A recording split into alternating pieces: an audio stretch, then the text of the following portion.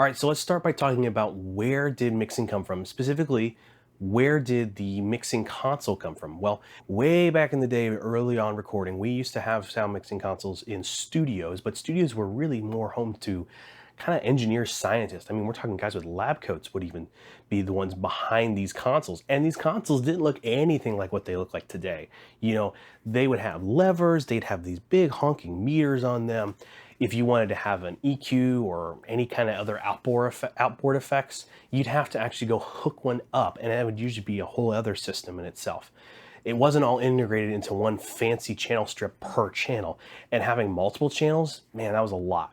So we start there in that everything kind of had its own unique purpose. You know, you had a single unit for just controlling a preamp of a channel, and then one for maybe applying some EQ.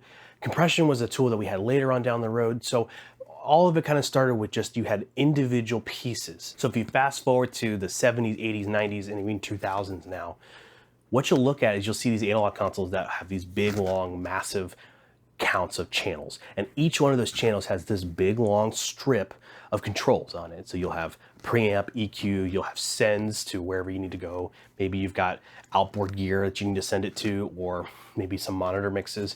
You've got all these physical controls for every single channel. So that can lead from, you know, maybe 50 knobs to maybe hundreds of knobs, depending on the size of the board. It just depends on the channel count you needed for that show or for that mix or whatever it was. And then of course, if you needed anything like to process with besides an EQ, you wanted a compressor or a reverb or something, then you had an additional rack of equipment on the side or underneath or behind you that had all that stuff. And then you had to wire it all. So analog consoles had a lot of complexities in that. You had to have what you needed per channel, per instance, for everything. The other cool thing though, going into more of the physical attributes of the analog console, was that everything that you touched on those boards actually controlled the physical component that actually did the job that you were wanting to do. So when you went to go touch the preamp to turn it up or down, you were actually touching the preamp.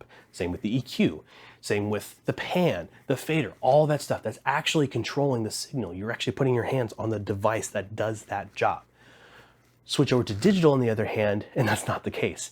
Everything is digitally controlled. So it's either going to be a digitally controlled preamp where when you touch the preamp dial, it's sending a voltage signal to the preamp system and saying, hey, turn it up or turn it down.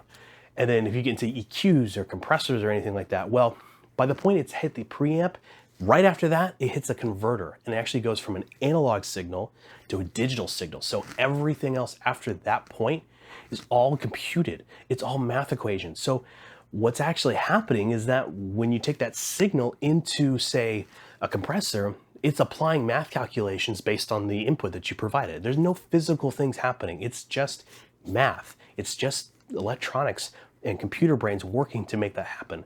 And then when it's all done with all the processing and it's ready to head out to the board or out of the board into your next system, say your PA system or your processor, then it's converted back into analog. So what do we actually see that's the same between the two? Well, if you look at a digital board, you'll notice that a lot of the same things still exist. Preamp or gain, EQs, compressors, gates, all that stuff's the same.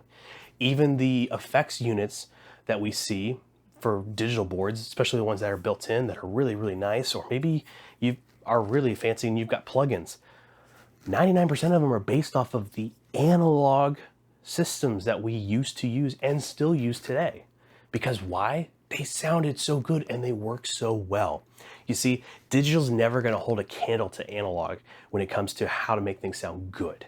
But when it comes to emulating things, well, digital is really getting good at it now these days. And so we can recreate these things and recreate them on a scale that's massive compared to what we can do with analog and at a fraction of the cost. So with that in mind, think about this. What is the actual differences between an analog and digital console? Well, it really comes down to the sound, which is going to be a pure analog sound versus a digital sound, which to today's standards now, I would say that sounds pretty negligible at this point, unless you're using a really off-brand digital console or something that's a lot older than, say, 2010, 2015. If you're using those kinds of boards, they're not as good, but today's boards, they're really, really hard to tell in a live context. But beyond that, really it's just user interface and how you navigate a console. You see a console that's the same size as a 10-channel analog board can mix 32 channels easy, no problem. And the reason is just because of the microprocessors built into all these boards these days. They're so powerful, they can handle all of this. All right, so let's go into this next video where we're gonna talk a little bit more about stage boxes and snakes. We kind of talked about this in a previous video, but now we're gonna talk more about it from the digital versus analog comparison and how they actually are similar to each other more than you think.